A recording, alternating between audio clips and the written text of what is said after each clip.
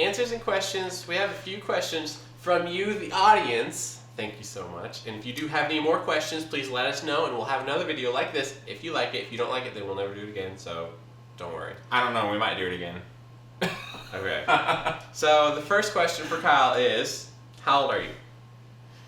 I am 27 years old. I was born in Galesburg, Illinois, and I'm almost 28 here in like less than a month.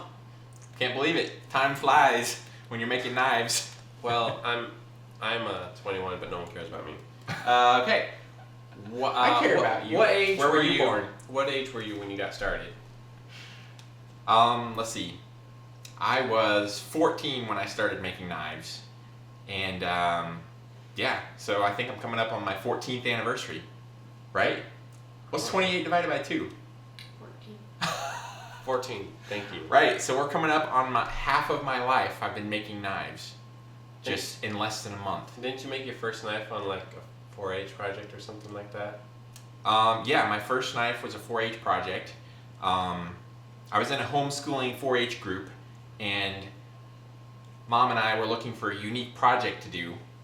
We had farm animals at the time and like 35 acres of wooded land and goats and stuff, and it was my job to keep the goats in the property, but I absolutely hated the animals big time.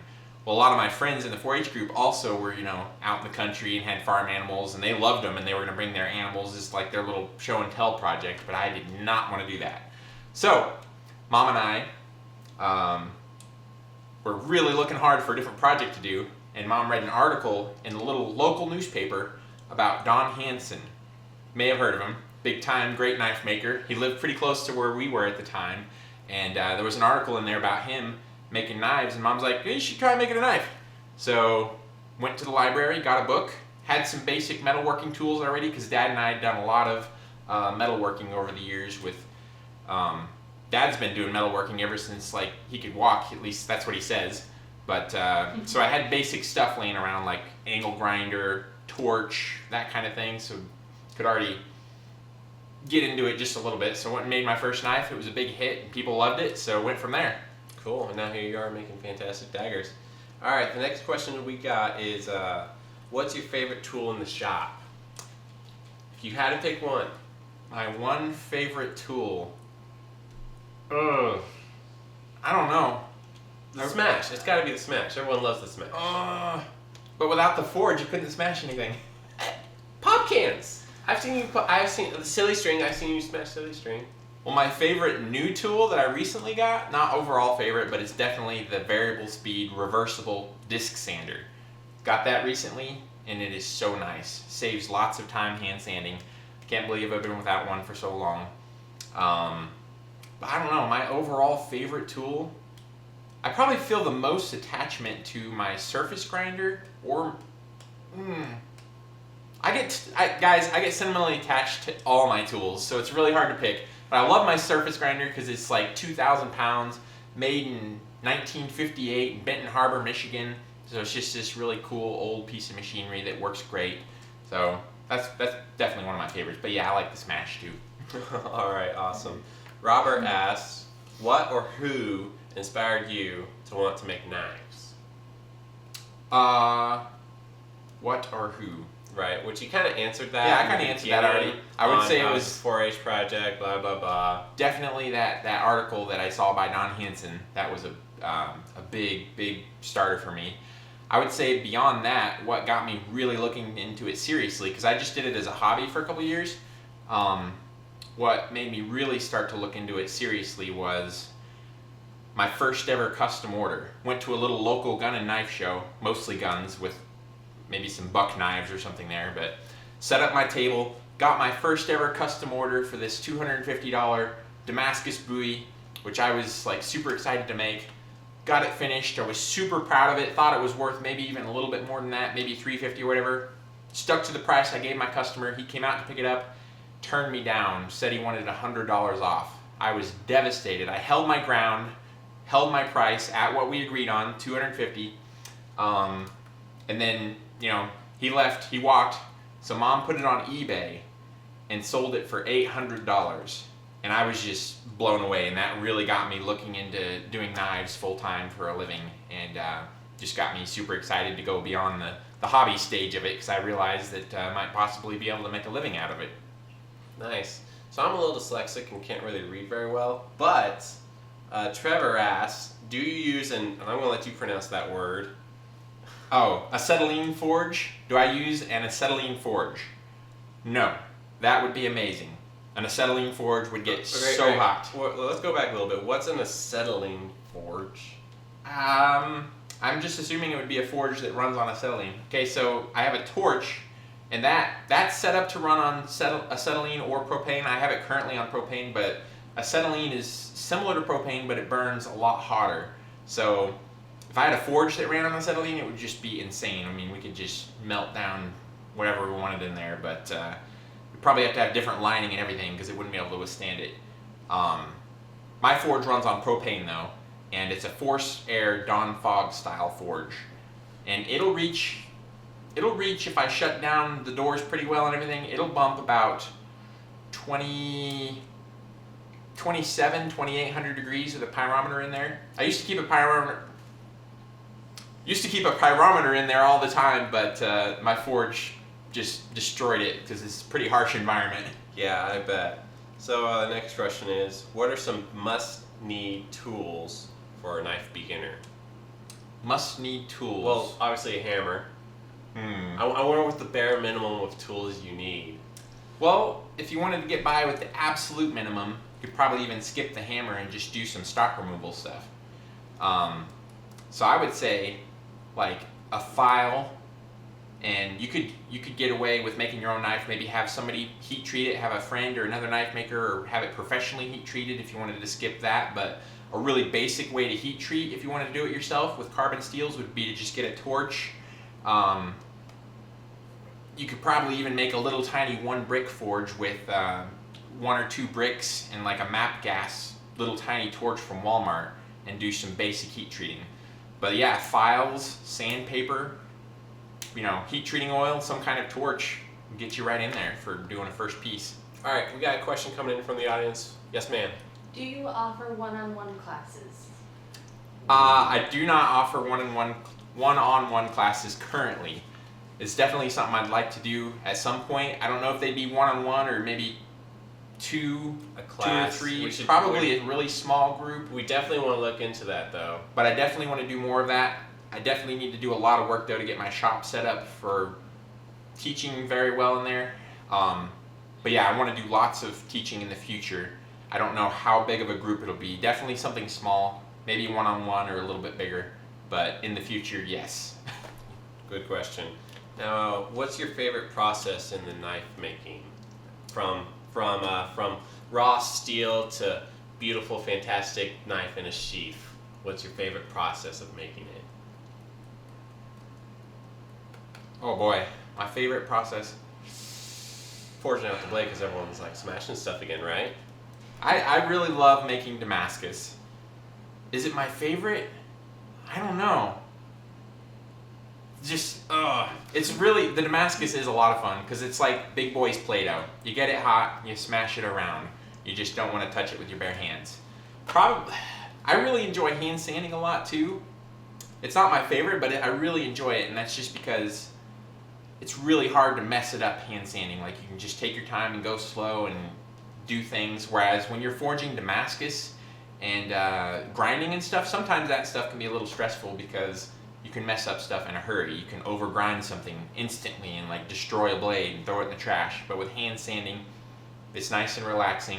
Put on some good music and just go at it, But good question. I really like the final like etching process too. Just putting that blade in the acid and revealing that Damascus in there. So that's pretty cool. All right. So this next question is, what's the best way to store a Damascus knife? Now, let me give you a little backstory. The guy who asked it is actually going to ship his knife far away. He says it's going to be stored for about 7 days, and he's going to put it in a sheath. Now, what would you recommend? What would you not recommend? So you're talking short-term storage, like for shipping? Long-term storage. Oh. Well, I guess is 7 days long. Okay. I don't know. Okay. Well, we'll just do two different ones. For shipping, let me rewind a little bit. I don't recommend storing your knife in a sheath because sometimes they can rust in the sheaths or whatever. The leather can suck the oil right out of it possibly. But for shipping, it is really good to ship your knife in the sheath because it helps it from poking out the box or whatever. But I would definitely make sure whatever sheath it's in has been fully dried. You don't want any of those leather stains or any of the leather making working process to be moist at all. So it's got to be good and dry. And then I like to oil my blades down personally with like rim oil. Works really well for me. Don't want to get it on some of your white ivories though, like your mammoth ivory and stuff if it's whitish, because it can kind of turn it yellow, but it works really good on blades. And then for long-term storage, you don't want any moisture on the blade.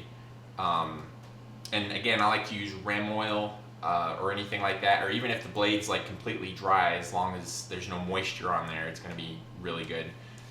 All right, we got a question coming in from the audience. Yes. Do you have a favorite steel? Low alloy or super steel? I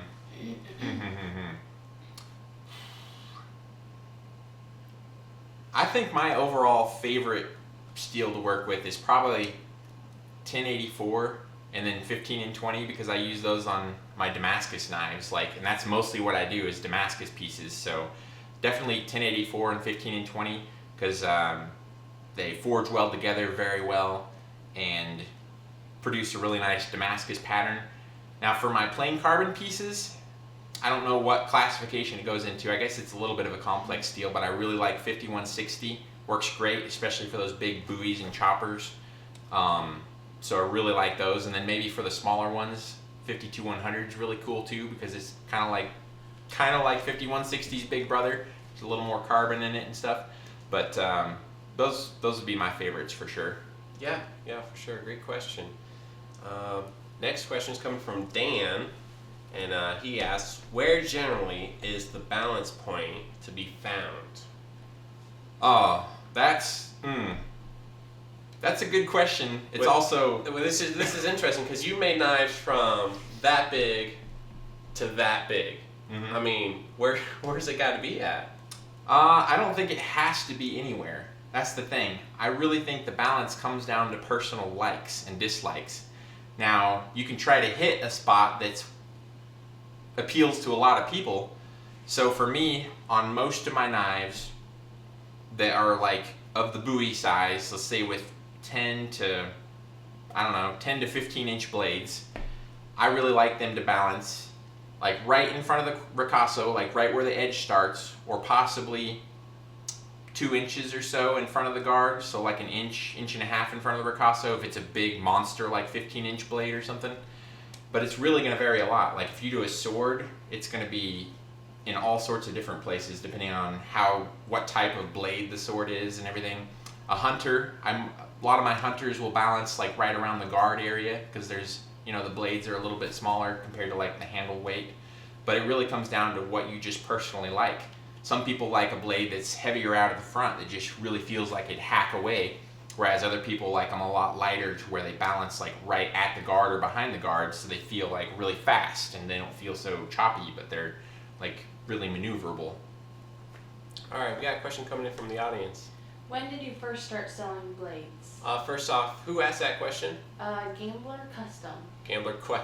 Thanks so much for that. When did I first start selling blades? Well, I sold my first one to my dad, actually. I finished it, and then like an hour or so after finishing it, I think Dad offered me like a $20 bill for it. So yeah, I sold that one. You gave me one, and then I sold it back to you. I sold it to you. Here it is right here, actually. So Dad actually owns this, but I have it at my house. I don't know, it's kind of weird. But yeah, that's my first knife right there. But I would say I didn't really start selling them until that custom order that I was talking about earlier that Mom sold on eBay. That's when I started selling them, and that was probably when I was about 16. So I'd been doing it as a hobby for about 2 years. Mom put that knife on eBay that the customer wanted to pay less for, and I started selling them big time after that. Awesome. Great question. Thank you for asking. We have another question coming in. What is it? Okay, so we have a question from Ardini, who asked, do you mind sharing your tips and tricks when you drill and fit guard holes to fit perfectly? Many new knife makers are struggling with this to achieve clean, perfect fit. Thank you. That is a challenge for sure. I still have to fight lots of my guards that I put on. Like almost none of them just fit, by themselves. I have to fight them and tweak them and work on them to get them to fit like they do. So I'll mention quickly, if I can, 2 different kind of ways, because the way I do it now involves some engraving equipment, because I actually inlay my blades kind of, in a sense, onto the guards. But okay, so what you do without engraving equipment is, if you don't have a milling machine, you can just drill holes next to each other, get them as close as you can next to each other, and make sure they're undersized a little bit, and then connect all the holes together with a file.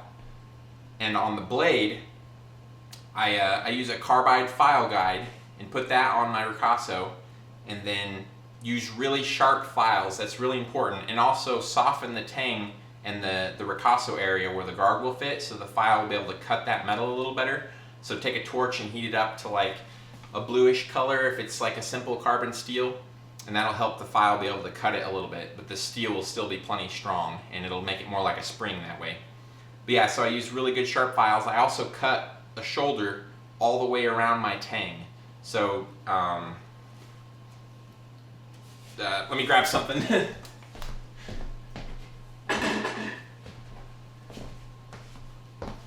Okay, so like with this knife, I don't just cut away the area on the top and bottom. I also cut a little bit of this. Also cut a little bit off the sides too, just a few thousandths of an inch off of each side of the tang, so it's relieved all the way around. And then I just use files on the guard until it fits up nice and tight. And it takes a lot of fitting, just a lot of. John White used to say that like 2 file strokes could be the difference between a guard that fits well and a guard that doesn't. So you just got to do a lot of fitting and stuff until it just goes right up in there. Yeah. Now, if you want to do it a way that's like 100%, you never ever see light, never even have to wonder if you'll see light or gap or anything coming through. The way I do that is, like, this is the way I love doing now, but it takes a little bit more equipment. I'll get my guard to where it fits up about 1/8 of an inch away from the ricasso, and then I'll put lots of tape around my blade, because usually my blade at this stage is pretty much finished, and I'll clamp it in a vise, and I'll put my guard on there that almost fits down. Then I have this metal piece that goes over the tang, and I can hammer that guard on while it's cold. I'll hammer that guard until it goes all the way up against the ricasso, and then I can see where the metal's kind of squished, so I'll go in there with a file and remove metal and try to get that guard to fit up tighter and tighter, and I'll keep hammering it on. Once the guard's all the way up against the ricasso, I will hammer it on nice and tight, and that actually leaves an imprint on the guard all the way around to where the ricasso is going to hit.